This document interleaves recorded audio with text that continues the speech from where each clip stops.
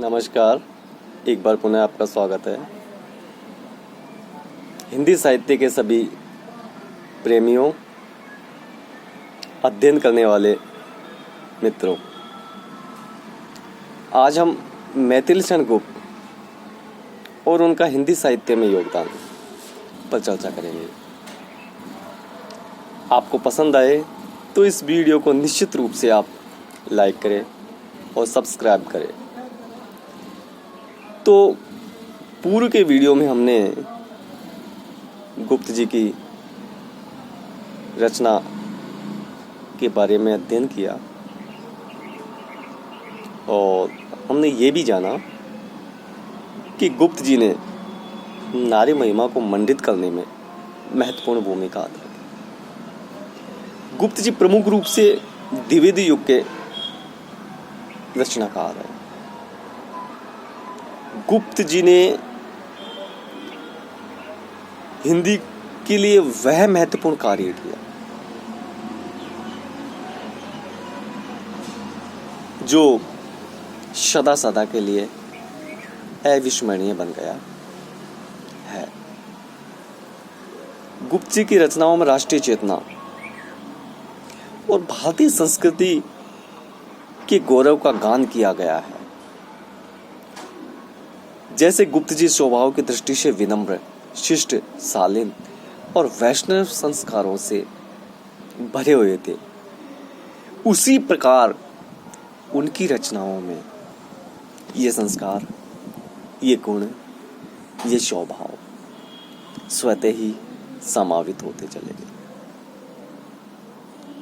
साहित्य के क्षेत्र में गुप्त जी ने सन 1908 में रश्मि भंग नामक कृति की रचना करके पदार्पण किया।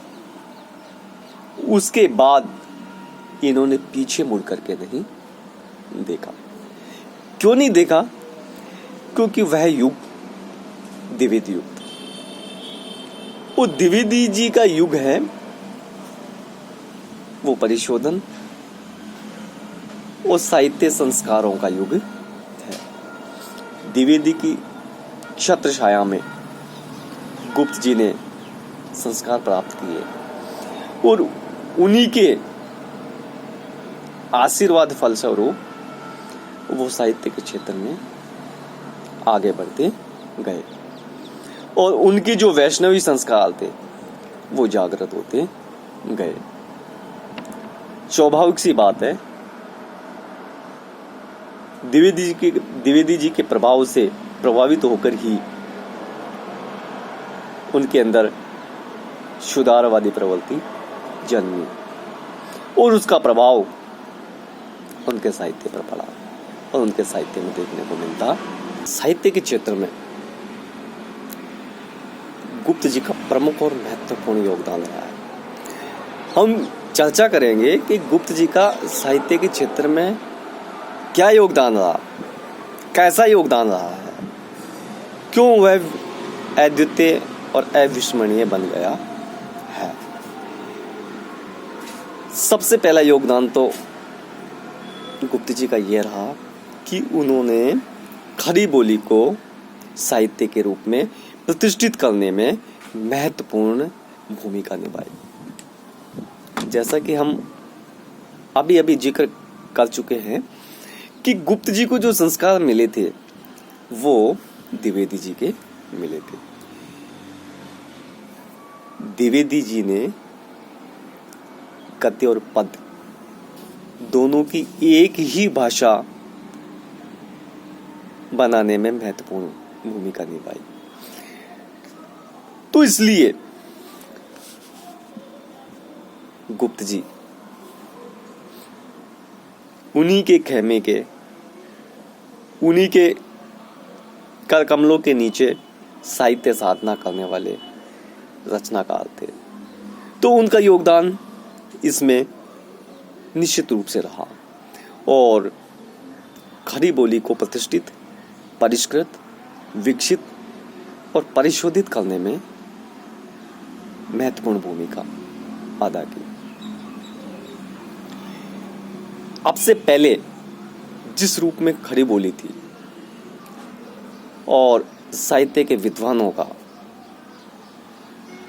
कवियों का, रचनाकारों का ये आरोप था कि खड़ी बोली में ब्रज भाषा जैसा लालित्य, सरलता, कोमलता नहीं आ पाएगी।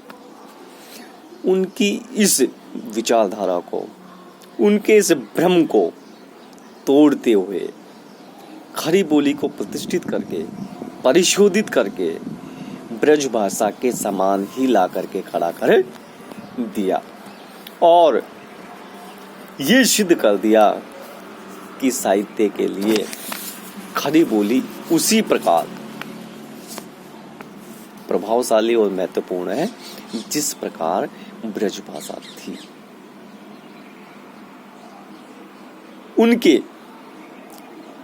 प्रयासों के फलस्वरूप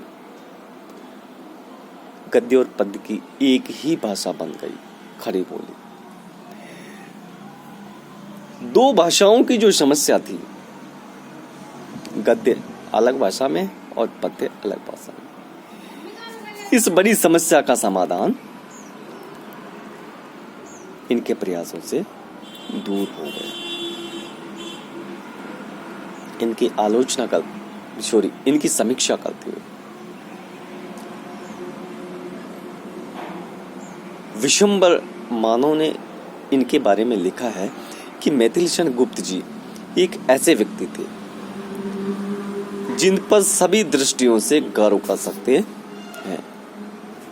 गुप्त जी हमारे देश के और युग के प्रतिनिधि कवि थे। उन्होंने विषय की दृष्टि से भी काव्य को संकुचित दायरे से बाहर निकाला। सिर्फ सीमित क्षेत्र में न सिमट करके उन्हें अपने चारों ओर पुराणों में, इतिहास से जहां कहीं से भी प्रेरणा स्फूर्ति और दात्य पात्र और विषय मिले उन्होंने चुन लिया। तो ये कहा जा सकता है कि गुप्त जी का हमारी संस्कृति में, हमारे साहित्य में महत्वपूर्ण योगदान रहा है। और अगर उन्हें ये कहा जाए कि वे एक युग दृष्टा, युग का प्रतिनिधित्व करने वाले महत्वपूर्ण कवि हैं, तो किसी भी प्रकार से कोई गलत नहीं होगा। अब किन किन बिंदुओं के आधार पर ये कहा जा सकता है कि गुप्त जी महत्वपूर्ण कवि है, प्रमुख कवि है, या यूं कहा जा सकता है कि उनके योगदान की समीक्षा की जाए तो किन किन बिंदुओं के आधार पर की जाए। इसके लिए हम कुछ बिंदुओं का समावेश करते हैं। उन बिंदुओं में हम देख पाते हैं, सबसे पहला तो उनका था काव्य विषय के रूप में चयन। काव्य के विषय के रूप में गुप्त जी ने किसी एक क्षेत्र को नहीं चुना, किसी एक ही बात को न चुन करके इसके लिए उन्होंने एक विस्तृत क्षेत्र को माना। जिस प्रकार महादेव वर्मा की अगर बात करते हैं तो उन्होंने छायावादी ढंग पर रचनाएं की, और छायावादी ढंग पर रचनाएं करते हुए विरह, करुणा, वेदना और रहस्यानुभूति, इन विषयों को अपनी रचना का विषय माना। परंतु हम अगर गुप्त जी की चर्चा करते हैं, गुप्त जी के बारे में बातें करते हैं, तो गुप्त जी ने राम को, कृष्ण को, वैष्णव भक्ति को, सिख धर्म को लीजिए, चाहे शाक्त धर्म को लीजिए, चाहे इस्लाम को लीजिए, या फिर ऐतिहासिक वीरों को लीजिए, भारत के चाहे अतीत काल का विषय हो, चाहे सांस्कृतिक वैभव का विषय हो, इन सभी विषयों को अपने काव्य की विषय वस्तु के रूप में चुना। तो ये कहा जा सकता है उन्होंने अपने वर्ण विषय के रूप में सभी धर्मों की मान्यताओं को, सभी युगों को, सभी विचारधाराओं को और ऐतिहासिक पात्रों को जहाँ कहीं भी प्रेरणा मिल रही हो, उन सब विषयों को उन्होंने चुना, जिससे देश की जनता का, देश की संस्कृति का उत्थान हो, विकास हो। तो ये कहा जा सकता है कि वर्ण विषय के चुनाव में, वर्ण विषय को विस्तृत आयाम देने में गुप्त जी का महत्वपूर्ण योगदान रहा है। गुप्त जी ने स्वतंत्रता आंदोलन में भाग लिया और भाग लेने के कारण स्वाभाविक सी बात है कि राष्ट्रीय चेतना उनके मन में तीव्र रूप से भरी हुई थी। तो फिर भला क्यों नहीं उनकी रचनाओं में इसका समावेश होगा। निश्चित रूप से वैसा ही हुआ और उन्होंने राष्ट्रीयता से भरी हुई कविताएं लिखी। आप भारतवादी को लीजिए, राष्ट्रीय चेतना और राष्ट्रीय भावना से भरी हुई कविताएं उनमें भरी पड़ी है। मातृभूमि और राष्ट्रभाषा के महत्व को उन्होंने महत्वपूर्ण स्थान दिया। तो ये कहा जा सकता है कि गुप्त जी ने वर्ण विषय को व्यापक बनाने में अतीत के गौरव, सांस्कृतिक पुनरुत्थान और राष्ट्रीय चेतना को जागृत करने में, सभी धर्मों के औदात्य और महत्वपूर्ण तत्वों का समावेश करने में गुप्त जी ने अपना योगदान दिया। अब दूसरा योगदान गुप्त जी का देखा जाए तो सामाजिक उद्धार, समाज के उद्धार में उनका महत्वपूर्ण योगदान रहा। गुप्त जी अपनी रचनाओं के माध्यम से ऐसे पात्रों का चयन करते थे, ऐसे चरित्रों को चुनते थे जो उदात्त हो, निर्मल हो और गांधीवाद में आस्था रखने वाले हो, जिससे देश का, समाज का उद्धार हो। इसी के लिए उन्होंने इतिहास से, पुराणों से ऐसे ही पात्रों का चयन किया। गुप्त जी ने चाहे ग्राम हो, चाहे नगर हो, चाहे जनपद हो या जंगल हो, वन हो, सभी दृष्टि से वे सामाजिक जीवन के पक्षधर थे। गुप्त जी ने माना है कि कवि कर्म ऐसा होना चाहिए जो समाजोन्मुख हो, समाज में परिष्कार ला सके, समाज में परिशोधन ला सके, समाज को विकसित बना सके, समाज की कमियों को गिना सके, समाज की विकृतियों का निराकरण करवा सके। ऐसा ही कवि कर्म होना चाहिए। वे सामाजिक जीवन में सुधार के पक्षधर थे। उन्होंने कवियों की दृष्टि को समाजोन्मुखी बनाया। उनकी किसी भी कविता को ले लीजिए, चाहे नहुस को ले लीजिए, चाहे किसान को ले लीजिए, चाहे प्रदक्षिणा को ले लीजिए, चाहे झंकार को ले लीजिए, या फिर आप जय भारत को ले सकते हो। प्रत्येक रचना में कहीं न कहीं सामाजिकता, समाजोन्मुखता, काव्य चेतना निश्चित रूप से सशक्त होकर के उभरी है। उन्होंने ये भी बताया है अपनी रचनाओं के माध्यम से कि राजा और प्रजा की सहभागिता को समाज के हित के लिए किस प्रकार आवश्यक होना है। जब तक इन दोनों की सहभागिता नहीं होगी, समाज का हित संभव नहीं होगा। तो अगर इस दृष्टि से देखा जाए, कवि कर्म को, कवियों को समाजोन्मुख बनाने में महत्वपूर्ण कार्य किया, तो उनका ये योगदान बड़ा महत्वपूर्ण सिद्ध होगा। अगली उनकी जो विशेषता है, अगला जो उनका योगदान है, वो देखा जाता है मित्रों काव्य रूपों के क्षेत्र में। काव्य के विविध रूप होते हैं, खंड काव्य, महाकाव्य, चंपू काव्य, मुक्त काव्य, गीत आदि। तो गुप्त जी का क्षेत्र सीमित न होकर के उनका जो क्षेत्र है इस मामले में भी विस्तृत रहा है, क्योंकि गुप्त जी द्विवेदी जी के संरक्षण में थे और उनके संरक्षण के कारण ही उन्होंने एक नवीन शैली को जन्म दिया और वो शैली कहलाई सरस्वती शैली। जिस प्रकार गुप्त जी इतिवृत्तात्मकता पद्धति को अपनाए हुए थे, उसके साथ साथ ही इन्होंने लाक्षणिकता, प्रतीकात्मकता और सामासिकता का समावेश भी अपनी शैली में कर दिया। इनकी रचनाओं में, इनकी कविताओं में उपचार वक्रता, मानवीकरण,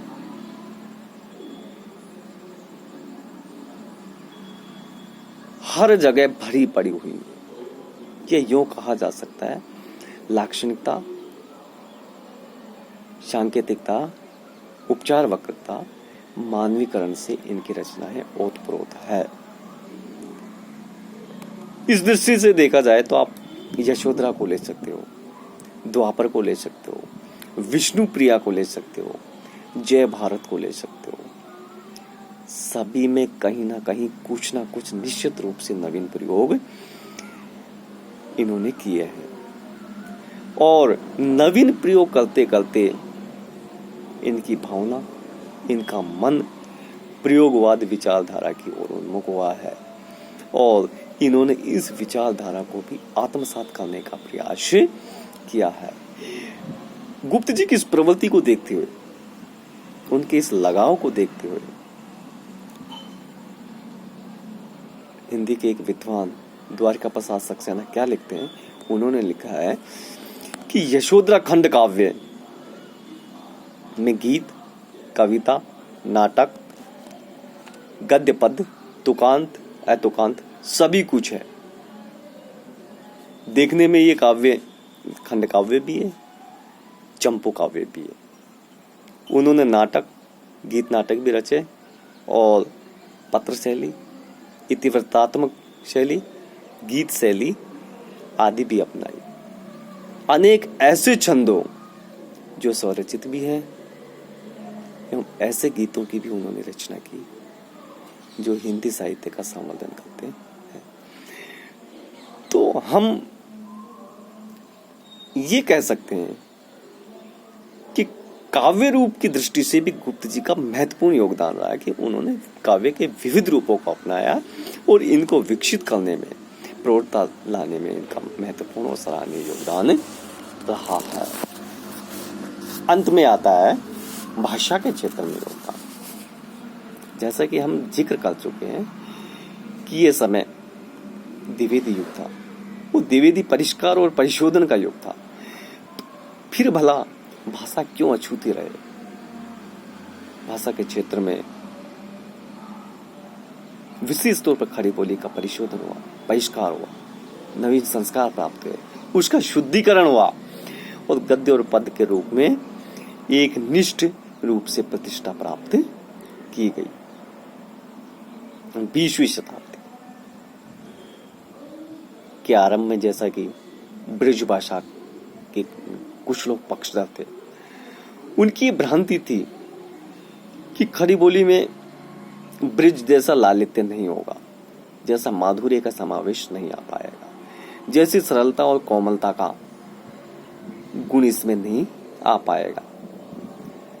प्रारंभिक भाषा की दृष्टि से देखें तो गुप्त जी की भाषा में भी कहीं न कहीं कुछ दोषों का समावेश हो गया था, लेकिन कालांतर में उन्होंने परिशोधन किया, परिष्कार किया और आगे ही खड़ी बोली को प्रतिष्ठित करने में महत्वपूर्ण भूमिका अदा की, क्योंकि उनके मार्गदृष्टा महावीर प्रसाद द्विवेदी थे और उनके निर्देशन के अनुसार ही इन्होंने परिशोधन और परिष्कार किया। परिणाम ये निकला कि खड़ी बोली में कोमलता, सरसता और माधुर्य गुण का समावेश हो गया। खरी बोली परिमार्जित हो गई। तो ये कहा जा सकता है कि गुप्त जी खरी बोली के निर्माताओं में प्रमुख माने जाते हैं। गुप्त जी से पहले हो सकता है इसमें रूखापन हो, व्याकरण की अशुद्धियां हो, लेकिन गुप्त जी के बाद ये समस्या इस भाषा के अंदर नहीं रही, क्योंकि प्रसाद पंत निराला और महादेवी ने लिखना गुप्त जी के बाद प्रारंभ किया था। तब तक खड़ी बोली प्रतिष्ठित हो चुकी थी। गुप्त जी ने ऐसे सैकड़ों छंदों, ऐसे अलंकारों और लगभग सभी रसों का प्रयोग किया है। तो ये कहा जा सकता है भाषा को निखारने, उसका परिष्कार करने, परिशोधन करने और उसको शुद्ध बनाने में मैथिल शरण गुप्त का महत्वपूर्ण योगदान रहा है। तो मित्रों, आज हमने जो अध्ययन किया, उस अध्ययन के उपरांत अंत में ये कहा जा सकता है कि कालानुसरण की अपूर्व क्षमता व्यक्त कर राष्ट्रीय जागरण को निरंतर मुखरित करने में मैथिल शरण गुप्त का महत्वपूर्ण योगदान रहा है। उन्होंने आधुनिक हिंदी काव्य को भाषा, शैली, काव्य रूप, वर्ण विषय, पात्रों की विविधता के साथ समाज हित की भावना से समन्वित करने का महत्वपूर्ण कार्य किया और इन सभी विशेषताओं को ध्यान में रखते हुए उनका ये योगदान और भी प्रमुख हो जाता है। धन्यवाद मित्रों। अगर आज का ये वीडियो आपको अच्छा लगा तो निश्चित रूप से लाइक करें और सब्सक्राइब करना ना भूलें।